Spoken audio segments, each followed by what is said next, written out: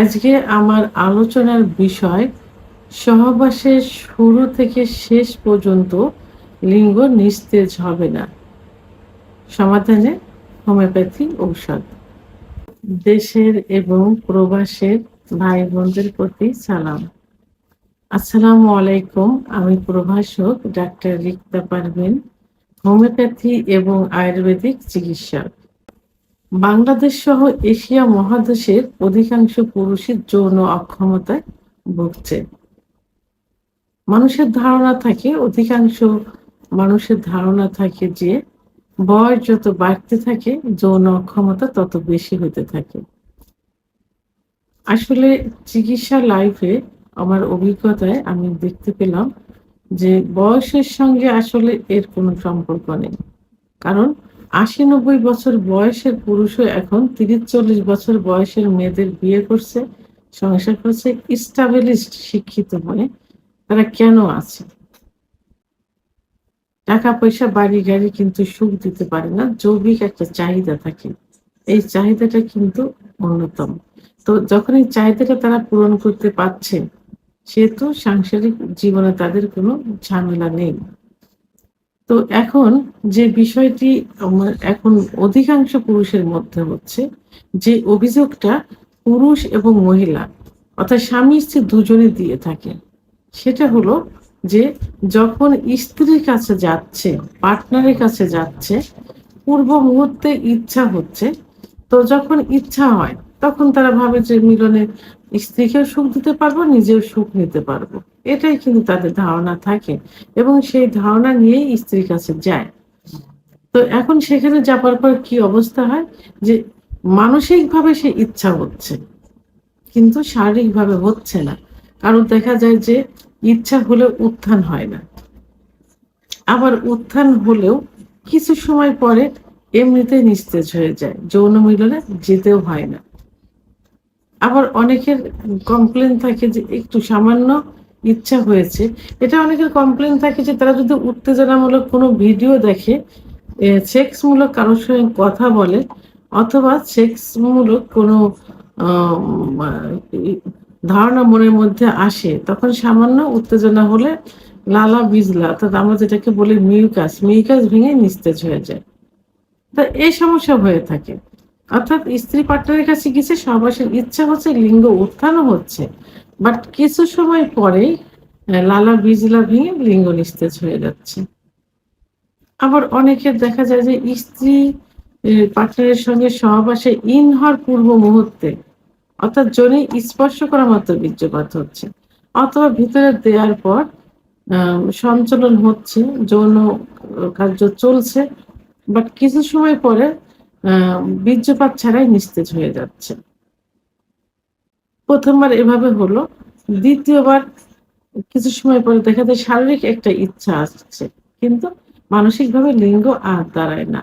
অর্থাৎ ২য় বার আর যৌন মিলনে লিপ্তই হইতে পারে না। এই যে সমস্যাগুলো, এই সমস্যাগুলো এখন অধিকাংশ পুরুষের হচ্ছে। সেটা কিন্তু বয়স্ক পুরুষদের শুধু না। এখন ২০-২২ বছরের ছেলেদেরও এটা হচ্ছে। এর থেকে কম বয়সের ছেলেদেরও হচ্ছে। যারা বিয়েই করেনি এখনো। এজন্য আমি চিকিৎসা দেওয়ার শুরুতেই বলে থাকি যে বিবাহিত না অবিবাহিত।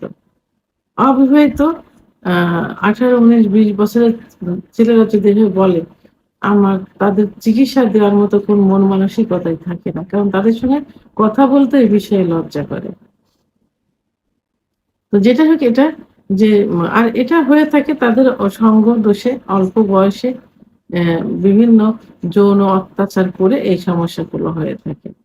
তো এইজন্য যেটা যে উত্থানজনিত যে সমস্যা, এটা শুধুমাত্র বয়স্কদের ক্ষেত্রে না, যুবক, মধ্যবয়সী এবং বয়স্ক সবার ক্ষেত্রে কিন্তু এই সমস্যা হয়ে থাকে। পুরুষের সেক্স কিন্তু নষ্ট হয় না। মৃত্যুর আগ পর্যন্ত একজন পুরুষ বাচ্চা দিতে পারে। যদি তার সেক্স হরমোন, শুক্রাণু, গ্লুকোজ, ফ্রুক্টোজ, ম্যাগনেসিয়াম পর্যাপ্ত পরিমাণে থাকে। এমনি ২৫ এর পরে যে পুরুষের সেক্স হরমোন কমতে থাকে, আর একটা গাড়ি যেমন চলে ইঞ্জিনের উপরে, পুরুষের সেক্স লাইফটাও চলে কিন্তু হরমোনের উপরে। আর এই পুরুষের সেক্স হরমোন টেস্টোস্টেরন হরমোন 25-এর পরে যে কমতে থাকে। অতীতে কিছু কারণ এবং 25-এর পরে যে অতীতে হস্তমৈথুন, বিছনায় ঘর্ষণ, স্বপ্নদোষ, অতিরিক্ত যৌন মিলন, 25-এর পরে যে সংসারের ঝামেলা ঘাড়ে চলে আসে, সাংসারিক চাকরি, ব্যবসা-বাণিজ্য, ডায়াবেটিস, উচ্চ রক্তচাপ, আ আ কোলেস্টেরল, হার্টের সমস্যা ইত্যাদি কারণে যৌন অক্ষমতা আসে অর্থাৎ টেস্টোস্টেরন হরমোন কমে যায়। কমে গেলে এই যে উত্থানজনিত সমস্যা বললাম, এই উত্থানজনিত সমস্যা কিন্তু যৌন অক্ষমতার একটা পার্ট। সেহেতু এই অ্যা 25 এর পরে যে কমে যাওয়ার পর কিছু ওষুধ আছে, সেক্সুয়াল কিছু চিকিৎসা আছে যেটা আ যার কোনো পার্শ্ব প্রতিক্রিয়া নেই। অনেকে অন টাইম বিভিন্ন থেরাপি, বিভিন্ন বিকল্প ধারা কিছু চিকিৎসা নিচ্ছে যাতে উপকারের থেকে ক্ষতি কিন্তু বেশি হয়ে যাচ্ছে। সাময়িক কিছুটা সে উন্নতি দেখে, তার কিডনি ড্যামেজ হবে, পরবর্তীতে এই অন টাইম এ কাজ করবে না এবং পরে কোনো চিকিৎসাতেও আর কাজ হবে না। এজন্য পার্শ্ব প্রতিক্রিয়ামুক্ত যে মেডিসিন যে চিকিৎসা সেটা হলো হোমিওপ্যাথিক চিকিৎসা। একমাত্র হোমিওপ্যাথি চিকিৎসার মাধ্যমেই সম্পূর্ণভাবে এই যৌন অক্ষমতার চিকিৎসা দেওয়া সম্ভব। তবে হ্যাঁ, দীর্ঘমেয়াদী কিছু ওষুধ খেতে হবে, সেটা ধৈর্য সহকারে খেতে হবে। আর একবার ঠিক হয়ে যাবার পর পরবর্তীতে যদি নিয়মতান্ত্রিকভাবে কিছু আ মা খাবার খেয়ে যায়, তাহলে এইটা আর কখনো নষ্ট হয় না। তো আজকে আমি এর জন্য এই যে তো যৌন মিলনে যাবার পর লিঙ্গে যে নিস্তেজতা চলে আসে এর জন্য ৫ টি হোমিওপ্যাথি ওষুধ নিয়ে কথা বলব। ১ টি শক্তিকৃত ওষুধ এবং ৪ টি মাদার টিনচার যেটা কম্বাইন করেও কিন্তু খাওয়া যেতে পারে। ১ম এ যে ওষুধটি বলব সেটা হলো কোনিআম, কোনিয়াম অনেম। ১ম এ অনেম দিয়ে শুরু করতে হবে। তো এই অনেম অবশ্যই জার্মানি ওষুধ হতে হবে। আপনারা শুধুমাত্র ১ গ্রাম কিনবেন জার্মানি। ১ গ্রাম কিনে অ প্রতিদিন সকালে আচ্ছা এই ওষুধটার যে লক্ষণটা বেশি দেখা যায়, সেই লক্ষণটা হলো যে আম কোনো সেক্সুয়াল মূলক কোনো কথাবার্তা বললে স্ত্রীর কাছে গেলে লালা বিজলা ভেঙে যোনি স্পর্শ করা মাত্র অথবা লালা ম আ ম মিলনে লিপ্ত না হলে বীর্যপাত না হওয়ার আগেই তার বীর্যপাত হয়ে যায়, হয়ে নিস্তেজ হয়ে যায় অথবা বীর্যপাত না হয়ে এমনিতেই নিস্তেজ হয়ে যায়। সেক্ষেত্রে কোনিয়াম খুব ভালো কাজ করে থাকে যেখানে লিঙ্গের খর্বতা চলে আসে। তাই এই অনেম ওষুধটি অনলি ২ ফোঁটা করে সকালে খালি পেটে জিহ্বার উপর দিয়ে খেতে হবে এবং দুপুরে খালি পেটে জিহ্বার উপর ২ ফোঁটা খেতে হবে ৭ দিন। ৭ দিন খাওয়ার পর ১ মাস ওয়েট অপেক্ষা করতে হবে। এরপরে প্রয়োজনে ডাক্তারের সঙ্গে যোগাযোগ করলে আবার এর ওষুধ পাওয়ায় অ অ পাওয়ার বাড়িয়ে দিবেন। তো তাহলে ১ম এ অনেম মানে ১,০০০ শক্তি খেতে হবে ৭ দিন। সকালে এবং দুপুরে। ১ গ্রাম খেলেই যথেষ্ট জার্মানি। এরপরে ২ নাম্বার যে ওষুধটি বলব সেটা মাদার টিংচার সেটা হলো মাসকাস। মাসকাস মাদার অ ওষুধটা পাওয়া খুবই কঠিন। তারপরেও চেষ্টা করতে হবে। এটা যাদের আ উচ মা ডায়াবেটিসের সমস্যা আছে, ধ্বজভঙ্গ হয়ে গেছেন, অর্থাৎ প্রসাব আ প্রচন্ড বেগ আসে, চেপে রাখা যায় না, দুর্বলতা মনে হয়, তাদের ক্ষেত্রে খুব ভালো কাজ করে থাকে।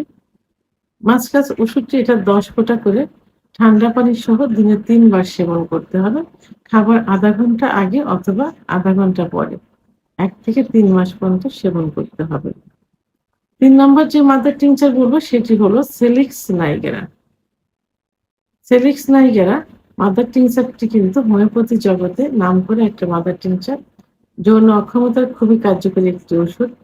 যাদের আম আ প্রসাব টয়লেটে বেগ দিলেই ধাতু বের হয়ে যায়। লালা বিজলার মতো চলে আসে। সামান্য উত্তেজনাতে পর্যাপ্ত পরিমাণ লালা বিজলা আসে। ঘুমের ঘোরে দেখা যায় যে অল্পতেই প্রচ মা এল মানে স্বপ্ন না দেখে লালা বিজলা ভেঙে যায়। অর্থাৎ এক কথায় যাদের অতিরিক্ত পরিমাণ লালা বিজলা আসে, মিউকাস ভেঙে যায়, তাদের ক্ষেত্রে খুব ভালো কাজ করে। ওষুধটি 10 ফোঁটা ঠান্ডা পানি সহ দিনে ৩ বার সেবন করতে হবে। খাবার আধা ঘন্টা আগে অথবা আধা ঘন্টা পরে। ৩ নম্বর যে ওষুধটি বলব সেটি হলো um acid phos. Acid phos mother tincture ওষুধটি স্টুডেন্ট লাইফ এর থেকে শুরু করে শেষ পর্যন্তই কাজ করে থাকে। ছোট সময় যাদের অতিরিক্ত অর্থাৎ যৌবনের শুরুতে যারা অতিরিক্ত হস্তমৈথুন করেছেন এবং যাদের অত্যন্ত স্বপ্নদোষ হয়েছে, অর্থাৎ স্বাস্থ্য ভালো ছিল, এখন বিভিন্ন কারণে স্বাস্থ্য নষ্ট হয়ে গেছে। বুক ধড়ফড় করে অস্থিরতা চলে আসে। বসে আছে উঠে দাঁড়াতে গেলে চোখের ভিতরে অন্ধকার ঝুনিমুনি দেখে। তাদের জন্য খুব ভালো কাজ করে থাকে। এটা সময় বৃদ্ধি করবে। উত্থানজনিত সমস্যার সমাধান করবে। ওষুধটি ১০ ফোঁটা ঠান্ডা পানি সহ দিনে ৩ বার সেবন করতে হবে। খাবার আধা ঘন্টা আগে অথবা আধা ঘন্টা পরে। ৫ নম্বর যে ওষুধটি সেটা হলো পেনাকজিনসেন। পেনাকজিনসেন রক্ত আ সঞ্চালন বৃদ্ধি করে থাকে। অর্থাৎ লিঙ্গের ভিতর যখন রক্ত সঞ্চালন কমে যায়, যখন সেক্স উত্তেজনা আসে, তখন কিন্তু সারা শরীরে রক্ত চলাচল করে। বিশেষ করে হাড়ের থেকে লিঙ্গের ভিতর সবথেকে বেশি করে থাকে। তো যখন এই হাড়ের থেকে লিঙ্গের ভিতর রক্ত চলাচল কমে যাবে, তখনই কিন্তু এই উত্থানজনিত সমস্যা আসবে। অর্থাৎ সহবাসে গেলে উত্থান হচ্ছে কিছুক্ষণ পরে নিস্তেজ হয়ে যাচ্ছে। তো সেই ক্ষেত্রে পেনাকজিনসেন খুব ভালো কাজ করে থাকে। ওষুধটি ১০ ফোঁটা ঠান্ডা পানি সহ দিনে ৩ বার সেবন করতে হবে। খাবার আধা ঘন্টা আগে অথবা আধা ঘন্টা পরে। তাহলে কোনিয়াম ওষুধটি ৭ দিন সেবন করে ১ মাস অপেক্ষা করতে হবে। আর মাদার টিংচার ৪ টি ১ থেকে ৩ মাস পর্যন্ত সেবন করতে হবে। প্রয়োজনে ৬ মাস পর্যন্ত সেবন করা যেতে পারে। অবশ্যই জার্মানির ওষুধ হতে হবে, বিশ্বস্ত জায়গা থেকে নিতে হবে, সিলগালা অবস্থায় নিতে হবে। আর যদি যে ডাক্তারের চিকিৎসা নিবেন, সেই ডাক্তারের কাছ থেকে ওষুধ নিলে সবথেকে ভালো হবে। কারণ ডাক্তার সবসময় চাইবে সর্বোচ্চ ভালো ওষুধ দিতে, তার ক্যারিয়ার বাড়ানোর জন্য। ভিডিওটি সম্পর্কে যদি কোনো মতামত থেকে থাকে অবশ্যই কমেন্টসের মাধ্যমে জানাবেন। ভিডিওটি ভালো লাগলে লাইক, কমেন্ট, সাবস্ক্রাইব করে আমার সঙ্গে থাকুন। আল্লাহ হাফেজ।